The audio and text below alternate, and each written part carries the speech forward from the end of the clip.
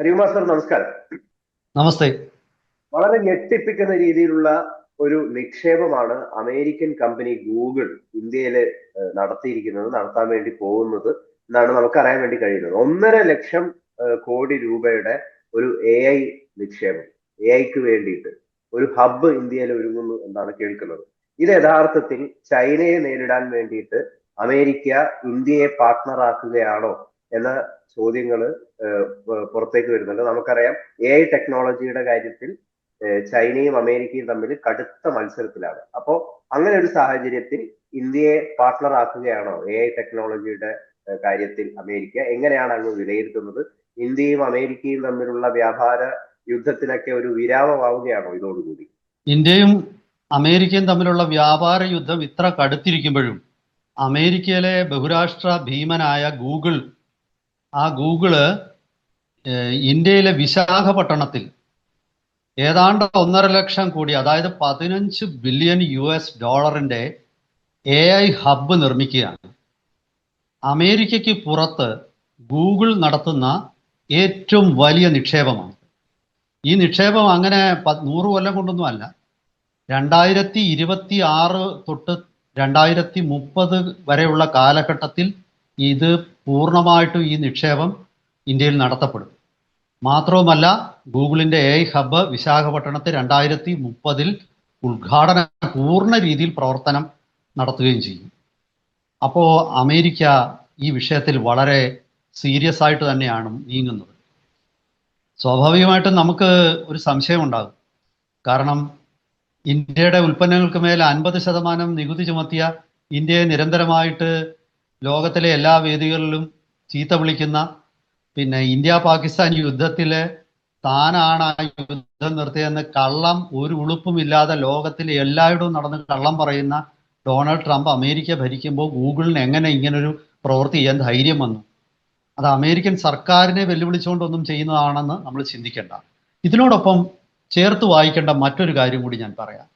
അതായത്, കഴിഞ്ഞ ദിവസം അമേരിക്കയുടെ ട്രഷറി സെക്രട്ടറിയായ സ്കോട്ട് ബെസന്റ്, ട്രഷറി സെക്രട്ടറി എന്ന് പറയുമ്പോൾ നമ്മുടെ ഏതാണ്ട് ധനകാര്യ മന്ത്രി പോലാണ്, ആ ട്രഷറി സെക്രട്ടറി പറയുന്നത് ചൈനയോടുള്ള യുദ്ധത്തിൽ, പ്രത്യേകിച്ച് ഈ അപൂർവ ധാതുക്കൾ സംബന്ധിച്ച് ചൈന ഇപ്പോൾ നടത്തുന്ന ലോകത്തിലേക്ക് ഉള്ള നിരോധന കയറ്റുമതി നേരിടുന്നതിൽ ഇന്ത്യ അമേരിക്കയുടെ ഒപ്പം നിൽക്കണം, ഇന്ത്യയും അമേരിക്കയും ഒന്നിച്ചായിരിക്കും ഈ വിഷയത്തിൽ ചൈനയെ നേരിടുന്നതെന്നാണ് സ്കോട്ട് ബെസന്റ് പ്രസ്താവിച്ചത്.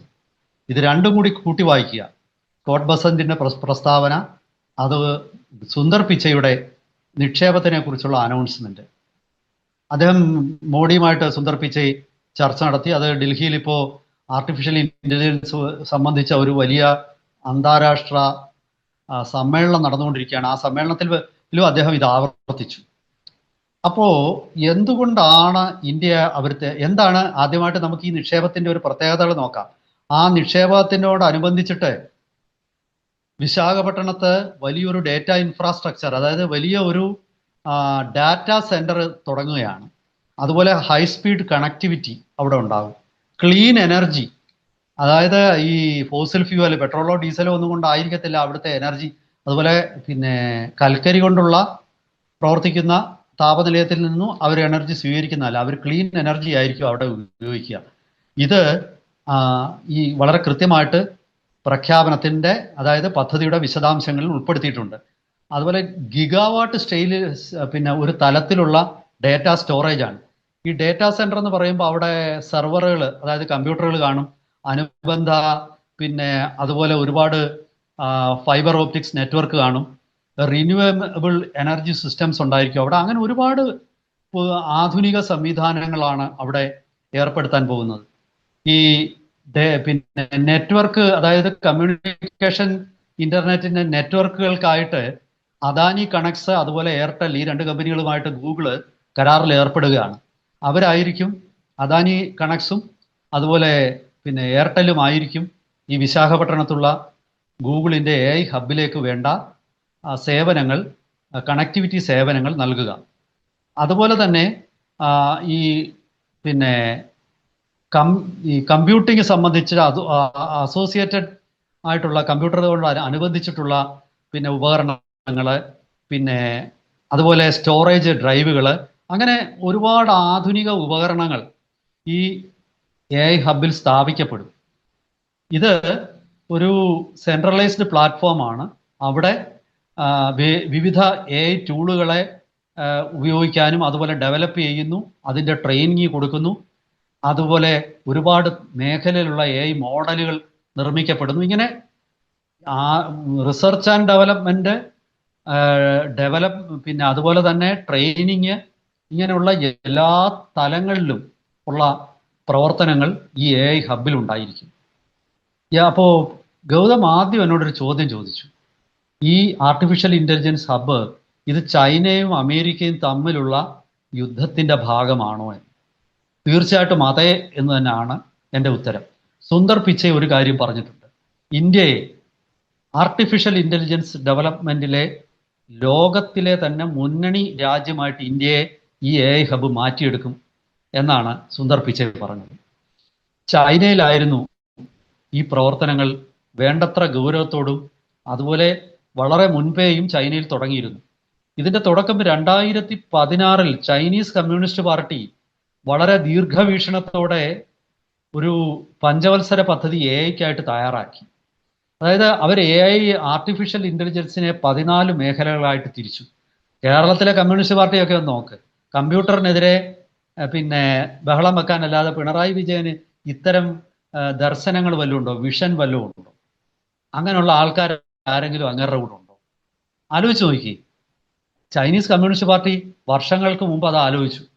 കാരണം അവരുടെ രാജ്യ താല്പര്യമാണ്, നമ്മുടെ അതല്ല, നമ്മുടെ കുടുംബ താല്പര്യമാണ്. ഇവിടുത്തെ പാർട്ടി നേതാക്കന്മാർക്കൊക്കെ കുടുംബ താല്പര്യമാണ്. അവരുടെ മക്കള്, മരുമക്കള്, ബന്ധുക്കള്, അവരൊക്കെ, അതുപോലെ ചിങ്കിടികൾ, ഇവരെല്ലാം കൂടെ അടങ്ങുന്നതാണ് അവരുടെ ഒരു ലോകം. അപ്പം ചൈന അന്ന് ഞാനീ പറഞ്ഞ 13 മേഖലകളായിട്ട് തിരിച്ചു. എന്നിട്ട് ആ 13 മേഖലകളിൽ 15 ചൈനയിലെ ലീഡിംഗ് കമ്പനികൾക്ക് വീതിച്ചു കൊടുത്തു. ഓരോ മേഖലയിലും നിങ്ങൾ മുൻകൈ എടുക്കുക. ഇപ്പോൾ ഉദാഹരണത്തിന് ഫേഷ്യൽ റെക്കഗ്നിഷൻ ആവാം, സ്പീച്ച് റെക്കഗ്നിഷൻ മേഖലയുണ്ട്, സോഫ്റ്റ്വെയർ ഹാർഡ്വെയർ മേഖലകളുണ്ട്. അങ്ങനെ ഒരുപാട് മേഖലകളിലായിട്ട് പ്രവർത്തിക്കുന്നത് ഓരോ വിവിധ കമ്പനികൾക്ക് ഉത്തരവാദിത്തമാണ്. അതിൽ അവര് ആ കമ്പനികൾക്കൊക്കെ ആയിട്ട് വീതിച്ചു നൽകി. അതിൻ്റെ ഫലമായിട്ട് ചൈന വലിയ നേട്ടങ്ങൾ ഉണ്ടാക്കി.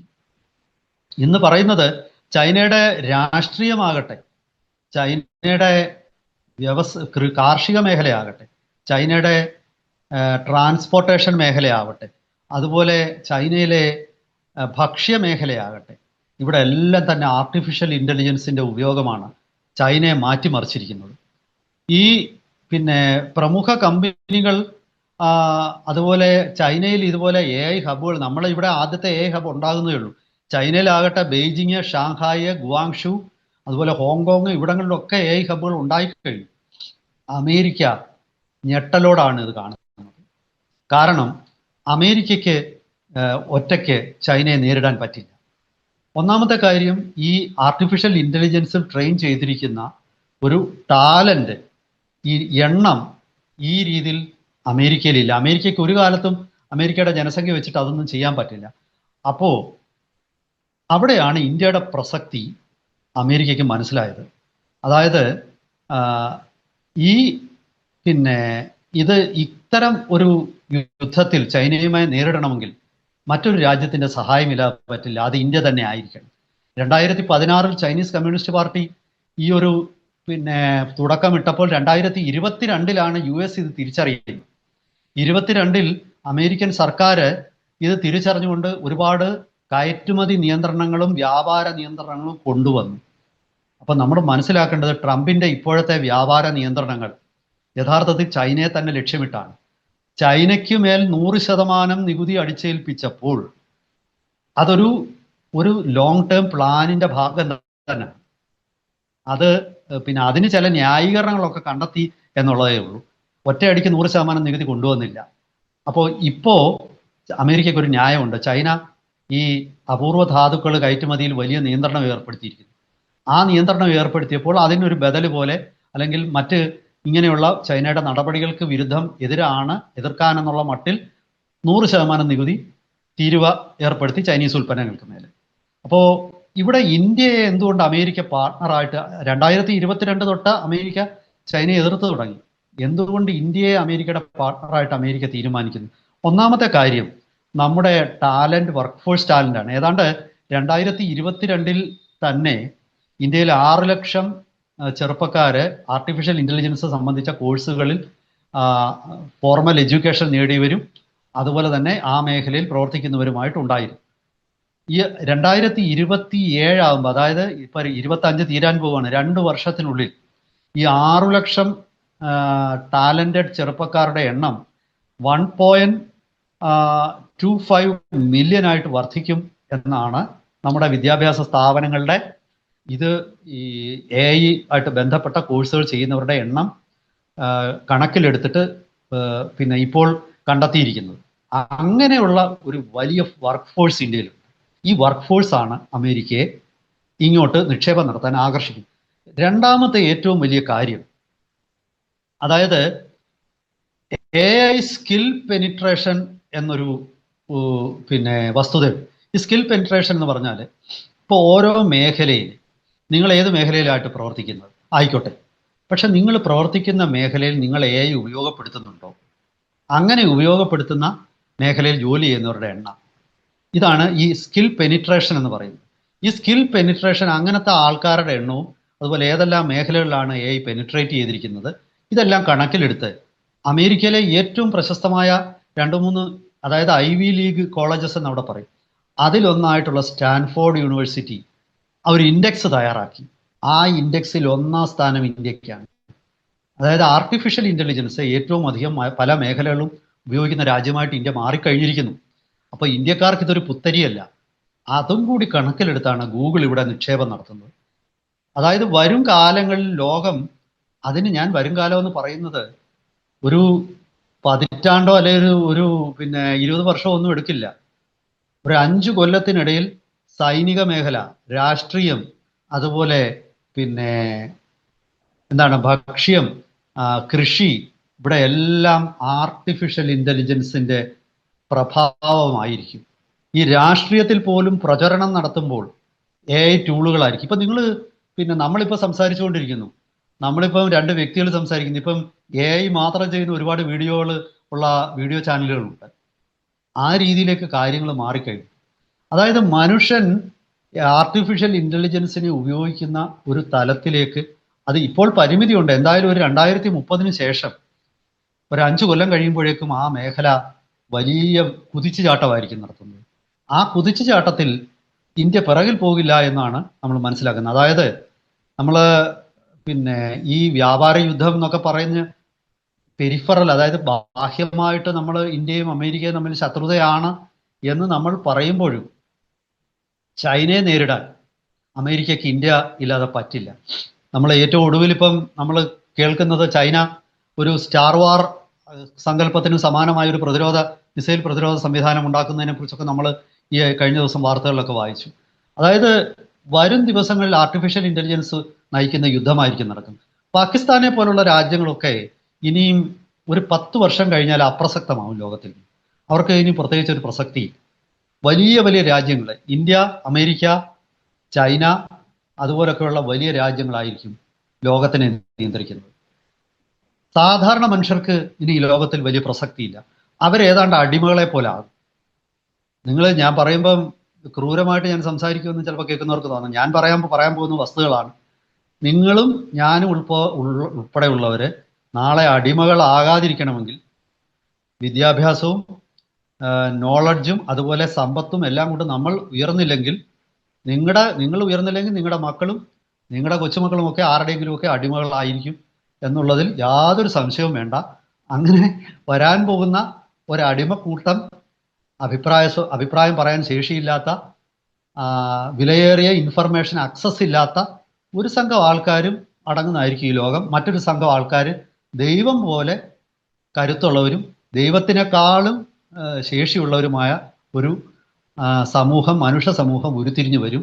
ആർട്ടിഫിഷ്യൽ ഇന്റലിജൻസ് ഒരുപക്ഷെ ഭയാനകമാകാം. എന്തായാലും അതിൽ നിന്ന് ഒളിച്ചുകൂടാൻ ആർക്കും പറ്റത്തില്ല. നിങ്ങൾ എവിടെ പോയി ഒളിച്ചിരുന്നാലും നിങ്ങളുടെ പിറകെ വന്ന് കഴുത്തിന് പിടിച്ച് തൂക്കി നിങ്ങളെ അടിമപ്പണി ചെയ്യിക്കും. വരും ദിവസങ്ങളിൽ നമുക്ക് കാണാം.